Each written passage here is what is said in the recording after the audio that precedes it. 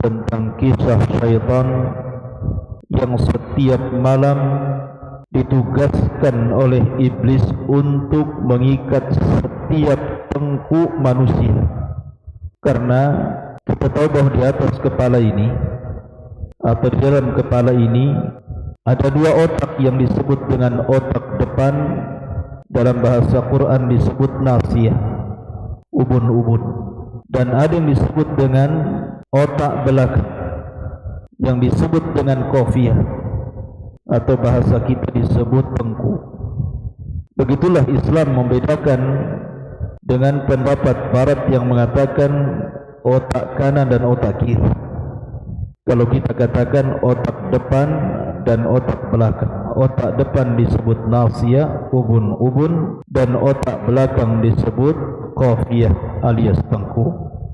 Syaitan tidak bisa menguasai otak depan karena ubun-ubun itu dipegang oleh Allah Subhanahu wa taala. Nasiyatin biyadi. Tetapi syaitan hanya bisa menguasai qafiyah, otak belakang atau disebut dengan tengkuk. Itulah syaitan setiap malam akan datang kepada manusia dan mengikat setiap tengkuk manusia yang tidur. Bagaimana kisahnya?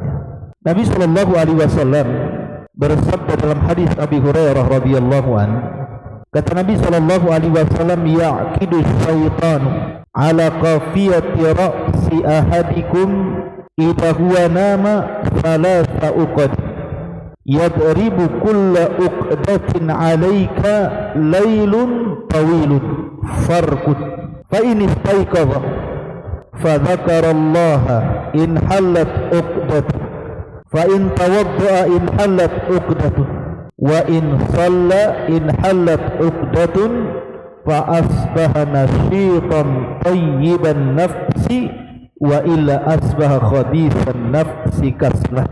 Rawahul Bukhari. Kata Abu Hurairah radhiyallahu an, Nabi sallallahu alaihi wasallam bersabda, setan itu mengikat 3 tali ikatan di atas tengkuk kepala seseorang dari kalian saat kalian tertidur. Lah setan ini setelah mengikat dengan 3 kali ikatan, maka dia akan mengencangkan ikatannya sambil berkata kepada yang tidur, alaika lailun tawilun farqud, malam masih panjang, tidurlah, tidurlah. Tetapi kalau seorang ini bangun, setelah dia bangun kemudian dia mengingat Allah dengan membaca doa, bangun daripada tidur, maka akan lepas 1 ikatan.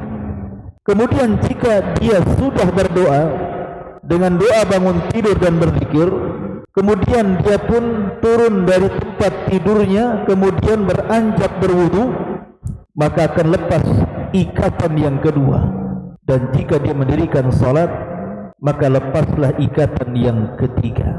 Artinya 3 ikatan akan lepas semuanya. Ketika itu tidak ada lagi ikatan yang terikat di tengkuk dia.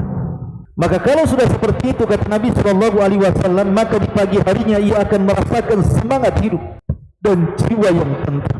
Namun bila dia tidak melakukannya, dia tergoda dengan nyanyian syaitan, alaika lailun tawilun farqud, malam masih panjang padahal sudah subuh, malam masih panjang padahal sudah azan subuh, farqud, tidurlah, tidurlah. Akhirnya dia pun tidur terus sampai kemudian matahari terbit.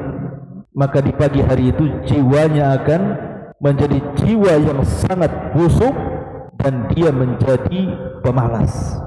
Hadis ini dikeluarkan Imam Bukhari. Ma'asyiral muslimin yang dimuliakan Allah Subhanahu wa taala, dari hadis ini Nabi sallallahu alaihi wasallam menjelaskan kepada kita bahwa di antara pasukan iblis itu ada syaitan yang memang ditugaskan oleh iblis itu untuk mengganggu anak Adam supaya dia tidak bangun tidur untuk melaksanakan qiyamul lail, bahkan bisa meninggalkan salat wajib, salat subuh. Dan ingat bahwa salat subuh itu adalah salat yang paling berat dilakukan orang-orang munafik. Wa idza qamu ila sholati qamu kusala. Apabila mereka orang-orang munafik salat, mereka salat sambil malas. Maka di antara penyebab kenapa orang itu susah bangun subuh, kenapa orang itu malas untuk melaksanakan salat subuh, karena di tengkuknya ada 3 ikatan yang dikencangkan syaitan. Makanya Nabi SAW memberikan solusi bagaimana caranya mengurai ikatan tersebut. Kata Nabi SAW, bangun sebelum subuh. Kemudian setelah pas dia bangun, dia membaca doa, Alhamdulillahilladzi ahyana ba'dama amatana wa ilaihin nusyur. Segala puji bagi Allah yang telah menghidupkan kami setelah mematikan kami, dan kepadanya kami dikembalikan. Kemudian setelah itu dia beranjak berwudu, karena wudu ini banyak manfaatnya. Salah satunya adalah melepaskan ikatan yang kedua dari ikatan syaitan. Kemudian yang terakhir, salat. Ketika Anda salat, maka lepaslah 3 ikatan tersebut. Kalau sudah terlepas 3 ikatan ini, maka jiwa Anda akan bersih dan Anda akan sehat, semangat. Walaupun Anda mungkin tahajud, kurang tidur di malam hari, tapi kalau tidak ada ikatan di tengkuk setiap kita ini, maka di pagi hari saya jamin Anda tidak akan ngantuk, tidak akan malas, dan Anda akan semangat untuk menghadapi hidup ke depan. Tapi sebaliknya, kalau Anda habiskan malam itu dan dikipas-kipasi oleh syaitan, alaika lailun tawil farqu, malam masih panjang, minumlah, tidurlah. Kemudian syaitan pun mengencingi telinga kita sehingga suara azan tidak sudah didengar lagi, suara qomat lewat begitu saja, orang sudah sholat dia masih ngorok, maka dipastikan jiwa Anda akan busuk dan Anda akan jadi pemalas. Ma'asyiral muslimin yang dimuliakan Allah Azza wa Jalla, pertanyaannya, bukankah ada hadis yang mengatakan dari hadis Abi Hurairah radhiyallahu an juga, ketika Abu Hurairah radhiyallahu an diperintah Rasul untuk menjaga pembendaharaan Baitul Mal. Tiba-tiba malam itu ada pencuri, ditangkap sama Abu Hurairah, karena kebetulan dia yang jaga malam untuk Baitul Mal itu. Tetapi pencuri ini tiba-tiba kemudian mengatakan kepada Abu Hurairah, da'ni fa inni muhtaj wa alayya iyalun wa la a'udhu. Ya Abu Hurairah, kasihani aku ini orang berhajat kepada makanan ini, aku punya keluarga, aku kesusahan, kasihani aku, dan aku janji saya tidak akan mencuri lagi. Kata Abu Hurairah, farahimtu, aku pun kasihan dengan dia. Fakhalaitu sabilahu, aku pun memberikan jalan dan disuruhnya untuk pergi. Malam kedua datang lagi, nyuri lagi, ditangkap lagi. Kemudian kata Abu Hurairah, tidak, kau harus dihadapkan kepada Nabi. Kau sudah kurang ajar, kau sudah mencuri, kau sudah berjanji tidak akan kembali, kau mencuri lagi. Tiba-tiba dia alasannya sama, ya Abu Hurairah, da'ni fa inni muhtaj wa alayya iya. Saya ini orang yang berhajat, wahai Abu Hurairah, saya punya keluarga, biarkan aku pulang, aku tidak akan, janji ini yang terakhir, saya tidak akan balik lagi. Farahimtuhu fa khallaitu sabilahu, kata Abu Hurairah, aku pun kasihan, ku biarkan dia pulang. Malam ketiga mencuri lagi. Masya Allah, ditangkap lagi. Kata Abu Hurairah, la arfa'annaka ila Rasulillah, aku sudah tidak sabar dan tidak akan melepaskan kamu harus dihadapkan kepada Nabi SAW, dan kamu tidak boleh ada alasan lagi ini dan itu. Tiba-tiba kemudian dia mengatakan, ya Abu Hurairah, kasihani aku, maukah ku ajarkan kepadamu sebuah kalimat, setelah itu kau lepaskan diriku. Maka kemudian pencuri ini mengatakan, ya Abu Hurairah, idza awaita ila firashika faqra ayatal kursi, Allahu la ilaha illa huwal hayyul qayyum, Al-Baqarah 255, hatta takhtimal ayat, fa innahu lan yazala alayka minallahi hafidhun wa la yaqrabuka syaitanun hatta tusbiha. Wahai Abu Hurairah, kalau engkau beranjak ke pembaringan, kondak tidur, bacalah surah kursi, bacalah ayat kursi, Allahu la ilaha illa huwal hayyul qayyum la ta'khudhuhu sinatu wala naum, ila akhir ayat kursi. sampai selesai ayat kursi. Maka kalau engkau baca ayat kursi sebelum tidur, maka Allah akan senantiasa menjaga kamu dan setan tidak akan mendekati kamu sampai waktu subuh. Kemudian Abu Hurairah pun karena sudah diajarkan kalimat ini, dibiarkanlah orang ini pergi. Maka keesokan harinya dia bercerita tentang kisah pencuri itu kepada Rasul.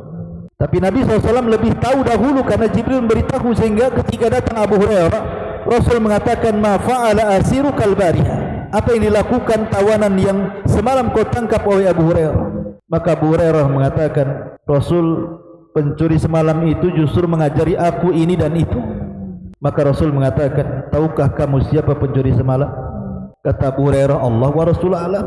Maka Rasul mengatakan, fa innahu syaitan, dia adalah syaitan. Innahu kadzubun wa qad sadaqaka, sesungguhnya syaitan itu pendusta asalnya, tapi dalam perkara ini dia benar. Artinya kalau kita membaca ayat kursi sebelum tidur, maka syaitan tidak akan mendekati kita. Satu sisi kita, kalau kita membaca ayat kursi, syaitan tidak akan dekat kepada kita. Sisi lain, dalam hadis Abu Hurairah yang pertama, bahwa syaitan itu akan datang setiap malam dan mendatangi setiap orang yang tidur, kemudian mengikat di tengkunya 3 kali ikatan. Lalu bagaimana cara menjama dua riwayat? Karena seolah-olah bertentangan. Maka Al-Hafidh Ibnu Hajar rahimahullah ta'ala mengatakan, dua riwayat ini tidak bertentangan. Dan dalam kaidah hadis, jam'u baina adillataini aula min tarki ahadihima, menggabungkan dua riwayat yang seolah-olah bertentangan lebih baik dibandingkan meninggalkan salah satunya, karena dua-duanya sahih, dua-duanya datang dari Nabi. Bagaimana cara menjamaknya? Maka kata Al-Hafidh Ibnu Hajar rahimahullahu ta'ala, bahwa hadis setan mengikat tengkuk setiap salah seorang di antara kalian itu sifatnya umum. Tetapi hadis tentang Abi Hurairah yang diajarkan ayat kursi setiap hendak tidur dengan jaminan tidak akan ada setan yang mendekatinya, ini khusus. Artinya orang yang membaca ayat kursi sebelum tidur tidak akan diikat. Tetapi yang tidak membaca ayat kursi akan diikat oleh setan, tengkuknya 3 kali ikatan, makin malam makin kencang ikatannya, dan akan dinyanyikan di telinganya, alaika lailun tawil, ingat malam masih panjang, padahal sudah subuh. Farqud, tidurlah. Tetapi kalau dia terbangun di waktu subuh, kemudian berdoa, doa selepas tidur 1 ikatan hilang. Kemudian dia berwudu, 2 ikatan hilang. Kemudian dia salat subuh, semua ikatan hilang. Dia pun akan semangat dan baik hatinya. Begitulah cara menjamahnya. Dari sini pentingnya ikhwatu fiddin, seseorang itu membaca doa sebelum tidur, membaca ayat kursi sebelum tidur. Apalagi ada jaminan dari Nabi SAW, siapa yang berwudu sebelum tidur, maka akan ada malaikat di samping kiri kanannya. Setiap kita berguling ke arah kanan, malaikat sebelah kanan mengatakan, Allahumma gfir lahu, Allahumma arhamhu, ya Allah ampuni orang ini, rahmati orang ini. Kalau dia menggulingkan badannya ke arah kiri, malaikat sebelah kiri juga akan mengatakan, Allahumma gfir lahu, Allahumma arhamhu, ya Allah ampuni orang ini, Allah rahmati orang ini, sampai subuh.